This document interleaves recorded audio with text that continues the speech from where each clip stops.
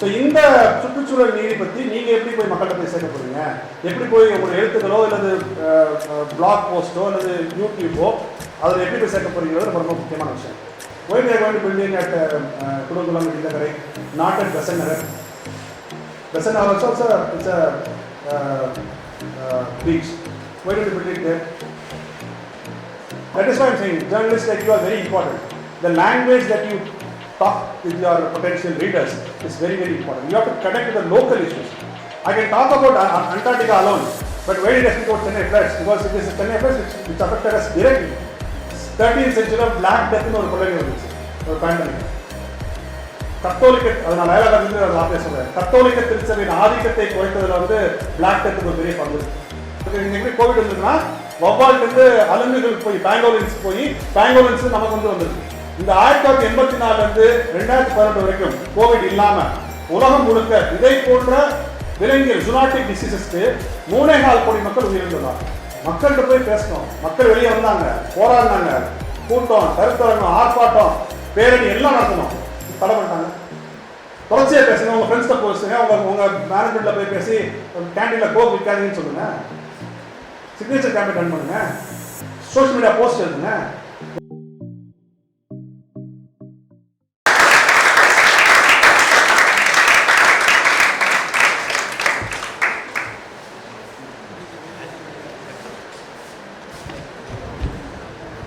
Thank you so much, sir.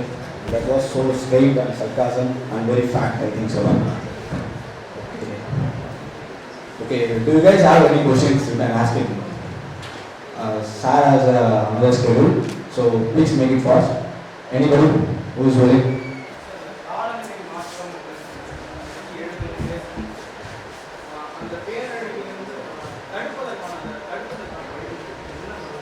Okay. நம்ம இங்கே இருக்க எல்லாருமே 2 வகையான மனிதர்கள். நம்ம வந்து ஒரு தனிப்பட்ட ஒரு இண்டிவிஜுவல், இன்னொன்று சோஷியல் ஹியூமன் பீயிங். ஒரு தனிப்பட்ட மனிதனாக ஒரு ஒரு உலகத்தோட சிட்டிசனாக நான் வந்து பிளாஸ்டிக்ஸ் பயன்படுத்த மாட்டேன், நான் வந்து எலக்ட்ரிசிட்டியை வந்து சிக்கனமாக பயன்படுத்துவேன், பப்ளிக் டிரான்ஸ்போர்ட் யூஸ் பண்ணுவேன், நான் வந்து தண்ணியை வந்து வீட்டுக்கு கொண்டு போவேன், சிறுதானியம் உணவு சாப்பிடுவேன், கோக் வச்சு குடிக்க மாட்டேன். இதெல்லாம் ஒரு தனிப்பட்ட மனிதனாக நம்ம செய்யக்கூடிய விஷயங்கள். ஆனால் இதெல்லாம் நான் செய்வேன். ஆனால் அரசும் பெருநிறுவனம் கொண்டக்கூடிய சூழலுக்கு எதிரான திட்டங்களுக்கு எதிராக வாய்மூடி மௌனமாக இருக்குன்னு சொன்னால் எந்த யூஸும் இல்லை.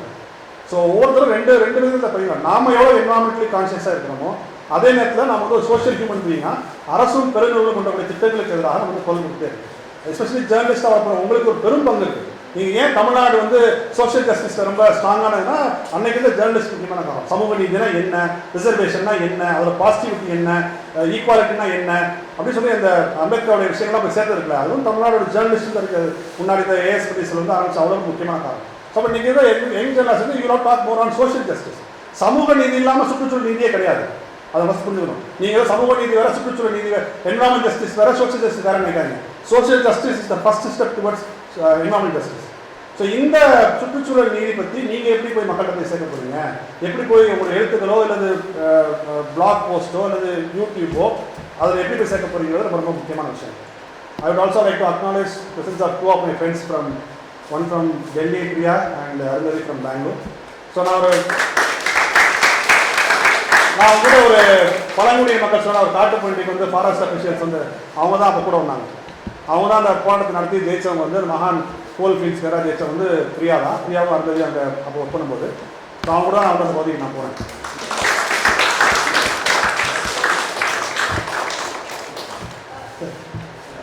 Yeah. Good that you understood. I'm happy. No, I understood nothing, but it's just that we are in India and there are more problems. Like, I'm not saying it's an insensitive topic to focus about climate change and everything, but as a country we can focus upon it, but the government does not focus too much on it because they have more issues to deal with rather than like the climate change. As there is poverty, there is unemployment. So even if we say that these big companies and like the factories, technologies, everything is adding up to the climate change and it's making things worse. But on the same hand, we cannot stop it because that is the daily bread of so many people. So what is the solution? See, you know what? Climate change affects marginalized communities much more than the rich people. Climate change affects the marginalized communities more than the rich people. But that's a fact. Okay. Okay, I'll ask you a question. Where do you, how do you build a nuclear power plant? Where do you build a nuclear power plant? On a seashore, right? You will see from it. Why they are going to build it at Kudankulam, Indakarai, not at Besant Nagar? Besant Nagar also it's a beach. Why don't you build it there? Because the rich people and the upper caste people live in Besant Nagar, and the fishermen, agriculture people, small traders live in Kalpakam or in Indakarai, so they go and build there. Why don't they build an 8-lane road in West Mambalam? Because there is upper caste people and rich people. They will build an 8-lane road in Mandivakam where farmers live. So you have to understand this difference. So it is always the marginalized people, it is always the people belong to the lower end of the society, they get affected more due to climate change. So it is our voice which has to come very high, very heavily, in loud decibels. Because the rich people will be like that. They are bound to create inequality. Their survival depends on creating inequalities. That is why in Paris Convention in 2015, they brought in a concept called CBDR, common but differentiating responsibilities. The Western countries are the more polluted countries like the US, the Europe, the Australians and the Chinese have got more responsibility than the least developed countries like India. So there is always this differentiating responsibilities, and climate change, the vulnerability of the marginalized community is very high because of climate change. So it is our voice which has to bring in more, we have to live. Then we can talk about development, we can talk about 8-lane roads, we can talk about rest of things. First we have to survive. Yeah, please. But the thing is, if they don't have the money to eat every day or like the money to survive, I don't think they're going to focus on something like that. As long as they're getting money from building something for the rich. No, that is true. That is a challenge of companies like us. That is really a very true statement. But when we go and talk to them and make them understand that this money that they are getting today, they will not be able to get day after tomorrow. They will come with you. That is how we succeeded in the hydrocarbon issue. Hydrocarbon issue got succeeded because all the farmers, they are very small farmers like 1 acre, half acre, 2 acre farmers. They are not large farmers, like 5,000 acre farmers. They are not there. The small farmers are able to understand that their whatever little money that they are making now, they will not be able to make once they declare the entire region as hydrocarbon belt. They will have to vacate the place and they have to become some refugee in some city like Chennai, Mumbai, things like that. So then they came out, took up the struggle, and we succeeded. So it is how, that is why I am saying, journalists like you are very important. The language that you talk with your potential readers is very important. You have to connect with the local issues. I can talk about Antarctica alone, but why did I speak about Chennai floods? Because it is the Chennai floods which affected us directly. So you can give a global perspective, but you always have to connect with local issues. That is where journalism will succeed in this. Yeah. Tomorrow, come on.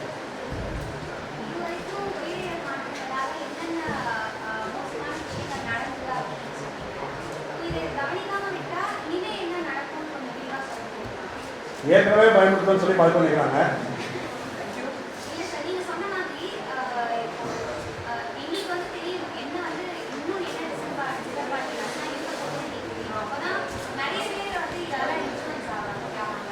ஒரு 5 நிமிஷம் எடுத்துக்கலாங்க சொல்றது.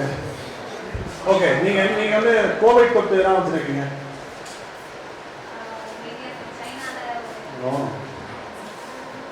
நான் வச்சுருக்க டேட்டாக்காக சொல்கிறேன், station எல்லாம் நீங்கள் கேளுங்க. இந்த உலகம் இது வரைக்கும் பல பெருந்தொற்றுகளை பார்த்துருக்கு. பல பெருந்தொற்றுகளை பார்த்துருக்கு. 6th செஞ்சுரியில் ஜஸ்டினியன் பிளேக் பிளேக் வந்துச்சு. அது வரைக்கும் அன்றைக்கு மிகப்பெரிய எம்பையர் அந்த பைசாண்டைன் எம்பையர்லேருந்து தாக்குச்சு. அந்த பைசாண்டைன் எம்பையரோட எம்பையர் வந்து ஜஸ்டினியன். அவர் பேராக அந்த பிளேக் அழைக்கப்பட்டுச்சு. ஸோ லட்சக்கணக்கான மக்களுக்கு உயிரிட்டாங்க. 13th செஞ்சுரியில் பிளாக் டெத்னு ஒரு கொள்ளை வந்துச்சு, ஒரு பேண்டமிக். கத்தோலிக்க, அதை நான் லைலா கருத்து அதை வார்த்தையை சொல்கிறேன், கத்தோலிக்க திருச்சபையின் ஆதிக்கத்தை குறைத்ததில் வந்து பிளாக் டெத்துக்கு ஒரு பெரிய பங்கு இருக்கு. ஏன்னா அந்த பிளாக் டெத் வந்தப்ப அரசர்களும் அதிகாரிகளும் எப்படி கை கட்டி வாய் குத்தி வேடிக்கை பார்த்தாங்களோ அப்படிதான் கத்தோலிக்க திருச்சபை வேடிக்கை பார்த்துச்சு. அப்போ நீயும் அவங்களும் ஒன்றுக்கு நான் கும்பிடணும், உனக்கே நான் மரியாதை தரணும், மக்கள் வந்து கத்தோலிக்க திருச்சபையின் ஆதிக்கத்தை வந்து கொஞ்சம் வந்து பிளாக் டெத்துக்கு பெரிய பங்கு. 18th செஞ்சுரியில் ஸ்பானிஷ் ஃப்ளூ வந்துச்சு. உலகம் பொறுத்து 5 கோடி பேர் செத்து போனாங்க. 50 கோடி பேர் நோயால் பாதிக்கப்பட்டாங்க. கலரா வந்துச்சு, பெரியம்மை ஸ்மால் பாக்ஸ் இருந்துச்சு, போலியோ நோய் வந்துச்சு. ஆனால் ஒரு பெரிய டிஃபரன்ஸ் நான் சொல்கிறேன். போலியோங்கிற நோய், போலிஸ்மிட்டிஸ்ங்கிற நோய்க்கு காரணம் போலியோ வைரஸ், அது வெறும் வைரஸ் தான்.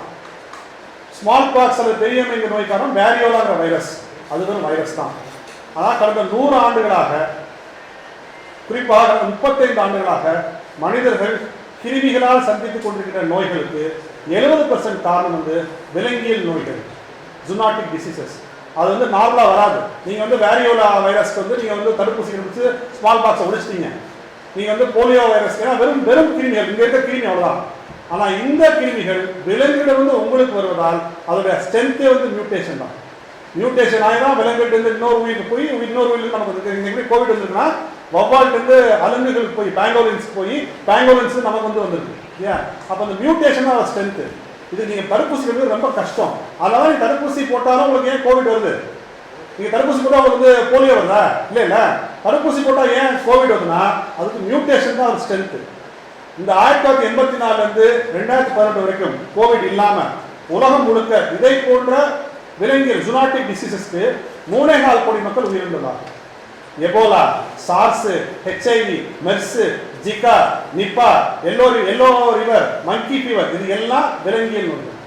1984 முன்னாடி இவ்வளவு நோய்கள் கிடையாது. 1984 முன்னாடி இவ்வளவு ஜூனாட்டிக் டிசீஸ் கிடையாது.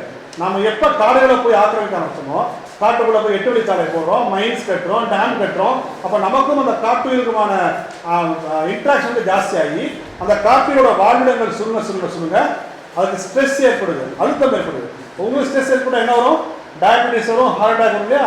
அந்த விலங்குகள் ஸ்ட்ரெஸ் வரும்போது அந்த வைரஸ் வந்து எச்சில் மூலமாக எச்சம் மூலமாக வெளியேறி இன்னொரு உயிர் தொத்தி மனிதர்கள் பார்க்கணும். இதுதான் சயின்ஸ் சொல்லுது. அப்போ நீங்கள் என்ன பண்ணணும்? காடுகளை காப்பாற்றணும், காட்டுக்குள்ளே போகாமல் இருக்கணும். இது மட்டும் இல்லை, நீங்கள் என்ன பண்ண கிளைமேட் சேஞ்ச் கேட்டீங்களா? துருவங்கள் ஆர்டிக்ல, அண்டார்டிக்ல, கிரீன்லாண்டில், ஐஸ்லாண்டில், இமயமலையில் எல்லா இடத்துல இருக்க பனி இருக்குல்ல, அந்த பனி வந்து 15,000 ஆண்டுகளுக்கு முன்பாக பெய்த பனி. அதெல்லாம் உருகி வர 15,000 ஆண்டுகளுக்கு முன்பாக ஆக்டிவாக அந்த வைரஸ் தான் வெளியே வர ஆரம்பிச்சது. அந்த வைரஸ் என்ன பண்ணுன்னு உங்களுக்கு தெரியாது. இன்னைக்கு கோவிட் வந்து மூச்சு குழாய் வழியா உள்ள போகும், உங்க லங்ஸ் அஃபெக்ட் பண்ணும், முகக்கவசம் போட்டு நீங்க சொல்லுவீங்க. 500 ஆண்டுக்கு முன்பு இருக்கு, 15,000 ஆண்டுக்கு முன்பு ஒரு ஆக்டிவா அந்த வைரஸ் உங்களுக்கு எப்படி பிஹேவ் உங்களுக்கு எப்படி தெரியும்? இப்போ 2015-16 டிபெட்ல இருந்து மட்டும் 33 ஏன்ஷியன்ட் வைரஸ் ஃபேமிலிஸ், அந்த வைரஸ் கண்டுபிடிச்சாங்க. ஏன்ஷியன்ட் ஃபேமிலி அவ்வளோ வைரஸ் கண்டுபிடிச்சிருக்காங்க. இது கிளைமேட் சேஞ்ச் ஒரு விஷயம்.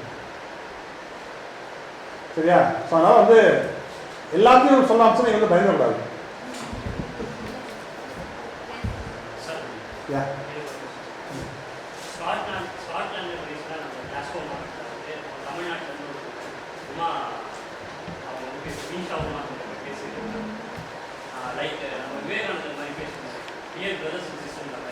உலக தலைவர்களே பேசுவதை நிறுத்துங்கள், செயல்படுது. நம்ம இன்னும் பேசிதான் எப்படி சார் செயல்படுது? அது உங்க கையில தான் இருக்கு. நான் தான் சொன்னேன், எனக்கு ஒரே நம்பிக்கை நீங்க தான். இல்லை சார், என்னோட கேள்வி என்னன்னா, நம்ம ஒரு பிஆர் கேம்பெயின் பண்ணுறதோ ஒரு போஸ்டர் பண்ணுறதோ மக்களுக்கு வந்து இது பண்ணுறதோ வந்து மாறுவாங்கன்னு தெரியும். நோ நோ நோ நோ அப்படிலாம் நீ சொல்ல. இன்னைக்கு நான் வந்து பேசுறது கூட உங்களுக்கு விஷயம் தெரியுமா? தெரியும். இன்னைக்கு தெரிஞ்சுக்கிங்களா? நீங்கள் ஒரு சின்ன சின்ன மாற்றமாக அவங்க கொண்டு வரீங்களா? அதுதான் எந்த ஒரு பிரச்சாரத்தையும் ரொம்ப லேசாக போட்டாங்க. ஏதாவது ஒரு துண்டுச்சிட்டு யார் கையிலையாவது போய் உட்காந்துச்சுன்னா அது நிச்சயமாக மாட்டுது. நான் அனுபவத்தை சொல்கிறேன். நான் வந்து பூவில் இருக்கிற ஒரு 14 வருஷம் வந்து நான் வேலை பார்த்தேன். 2008 2009 நான் மதுரையில் போய் பேசினப்பெல்லாம் ஒரு கூட்டத்துக்கு என்னை கீழே இறக்கிட்டாங்க. நீ உழைட்டு காப்பாங்க. இன்னைக்கு அதே ஆளுகளை கூப்பிட்டு 1000 வச்சு கூப்பிட்டுறாங்க. ஸோ நீங்கள் பேசக்கூடிய ஒவ்வொரு வார்த்தையும், எழுதக்கூடிய ஒவ்வொரு வரியும், எடுக்கக்கூடிய ஒவ்வொரு வீடியோ விஷுவலும் யாராவது எங்கேயாவது ஒரு சேஞ்ச் பண்ணிட்டே இருக்கு. ஸோ நீங்கள் வந்து இது வந்து ஏதோ Laila college digital journalism students பூவில் மட்டும்தான் சேர்ந்து செய்யக்கூடிய விஷயம் இல்லை. ஊர் கூடி தேர்வுக்கூடிய விஷயம். எல்லா லைலா காலேஜ் மட்டும் இல்லை, இந்தியாவில் உள்ள, தமிழகத்தில் உள்ள, உலகத்தில் எல்லா கல்லூரி மாணவர்களும் ஒன்றாக சேர்ந்து குரல் கொடுத்தா தான் கவர்மெண்ட் லேசாக அசையும். ஸோ அதுக்கு உங்ககிட்ட அந்த பவர் இருக்குது. பேனாவுடைய ஏதோ ஒரு கீபோர்டுடைய அந்த கீஸும் உங்ககிட்ட இருக்குது. ஸோ நீங்கள் அப்படிலாம் லேசாக ஒரு கேம்பெயின் வந்து ஒரு பிரச்சாரம் வந்து லேசாக இடப்படுறாங்க. It will change.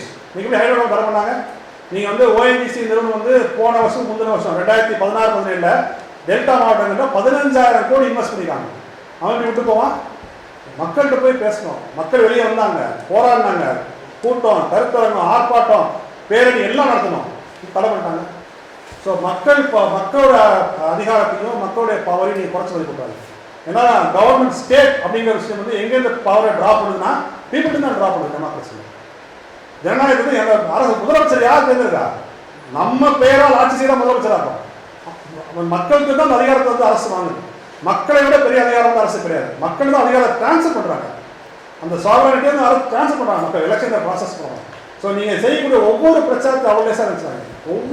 ஒவ்வொரு வார்த்தையும் முக்கியமான வார்த்தை. நான் என்ன உங்களுக்கு என்ன வேலை வெட்டியை விட்டுட்டு நான் வந்து கூட பேசுறது தானே. நான் ஏன் வந்திருக்கேன்? 50-60 பேர் இருக்கீங்க, 5 பேர் பாருங்க, தொடர்ச்சியாக பேசுங்க. உங்கள் ஃப்ரெண்ட்ஸ்கிட்ட பேசுங்க, உங்கள் மேனேஜ்மெண்ட்டில் போய் பேசி கேண்டீனில் கோக் விற்காதீங்கன்னு சொல்லுங்கள்.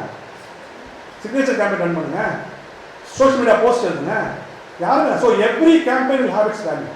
அப்படி என்ன பண்ண முடியும்னு நினச்சாங்க, கண்டிப்பாக மாற்றம் பண்ணுங்க. நாங்கள் ரொம்ப வி லவ் பீஸ், அமைதியாக இருக்கக்கூடிய மக்கள். எங்களுக்கு வன்முறையின் மீது, துப்பாக்கியின் மீது, கல்லறி மீது நம்பிக்கை கிடையாது. எங்களுக்கு வந்து pure, we believe in democracy, we believe in peace, peaceful methods of protest, we believe that. அப்படி பண்ணாலே நிச்சயமாக மாற்றம்.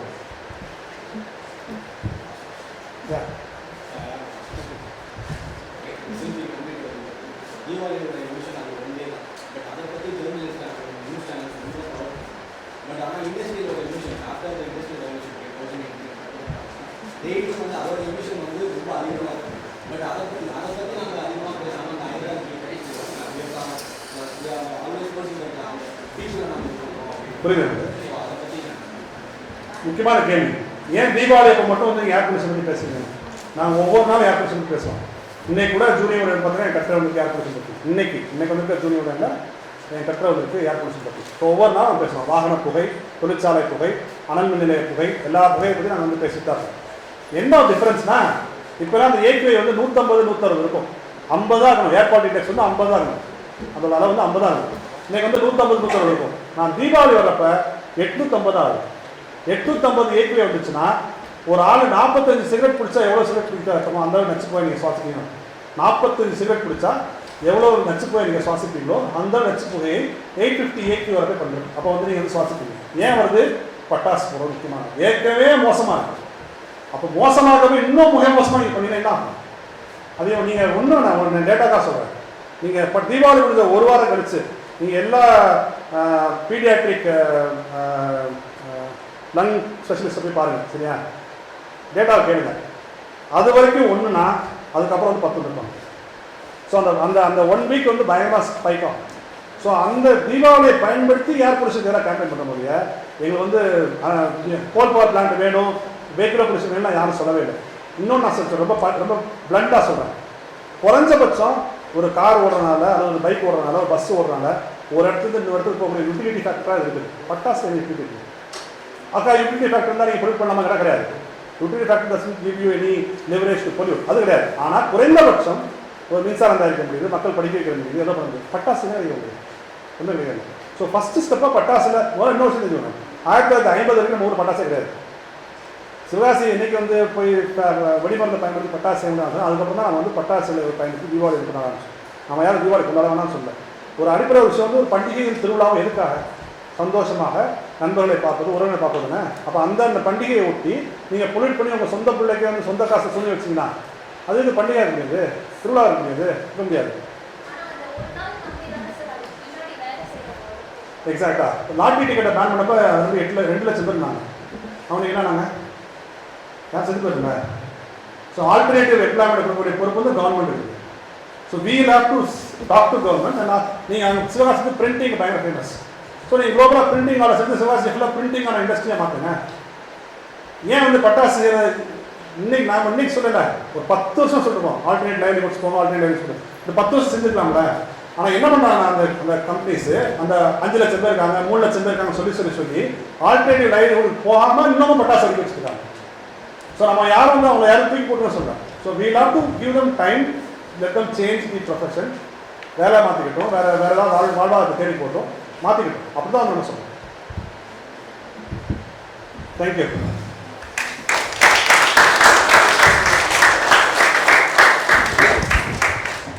Thank you so much, sir.